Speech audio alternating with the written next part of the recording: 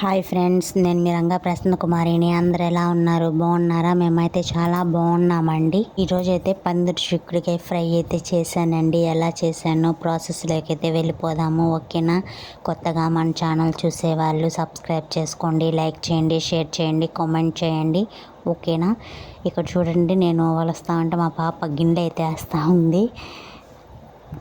వీటితో చాలా రకాలుగా చేసుకోవచ్చు. ఫ్రై చేసుకోవచ్చు, లేదంటే మసాలా చేసుకోవచ్చు, లేదంటే పులుసు చేసుకోవచ్చు. చాలా చేసుకోవచ్చు వీటితోటి. మీరు ఎలా చేసుకుంటారో కూడా కామెంట్ చేయండి. ఇక్కడైతే చూడండి, ఒలుస్తూ ఉంటున్నాను. ఇంకా ఒలిచేసాను అనమాట. ఇంకా బౌల్లో అయితే తీసుకొని కడిగేసాను. వాటర్ పోసి కడగాలి. ఇంకా కడగలేదు, అప్పటికి చూపిస్తున్నాను, వీడియో తీసి చూపిస్తున్నాను కదా. నేను అలా ఏంది, విత్తనాలు కూడా లోపల ఉండే సీడ్స్ కూడా కనిపిస్తున్నాయి అనుకుంటున్నారేమో. ఏమన్నా పురుగులు అలా ఉంటాయి కదా, అందుకని చెప్పేసి అలా చేశాను అనమాట. ఇక్కడ చూడండి, నేను కుక్కర్లో ఉడకబెట్టేసుకున్నాను అనమాట. వాటర్ పోసి 2 విజిల్స్ రానిచ్చాను. ఇక్కడైతే తిరగమాత అయితే పెట్టేసాను. చూడండి, ఏం లేదు, తాలింపు గింజలు, ఒక పచ్చిమిర్చి, ఆనియన్, అంతే. ఇంకా అల్లం పేస్ట్ అయితే వేయాలి, కానీ టమాటాలు వేసాక వేసాను. టమాటా వేసిన తర్వాత అల్లం పేస్ట్ కూడా వేసి బాగా వేయించుకోవాలి, బాగా ఫ్రై అవ్వనివ్వాలి. ఇక్కడ చూడండి, బాగా ఫ్రై అయిపోతున్నాయి కదా.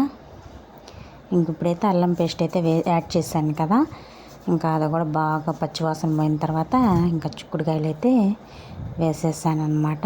చూడండి, చిక్కుడుకాయలు ఉడకబెట్టాను కదా, అవి చూపిస్తున్నాను అనమాట. ఇప్పుడు ఉడకబెట్టి అయిన తర్వాత అవి అయితే చూపిస్తున్నాను మీకు.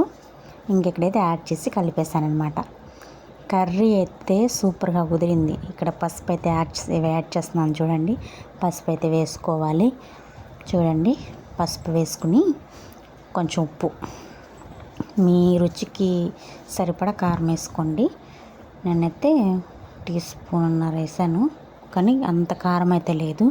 చూడ్డానికి అన్నట్టుంది, కానీ అంత కారం అయితే లేదు. మామూలుగానే ఉంది కారం. ఓకేనా? బాయ్ అండి, బాయ్.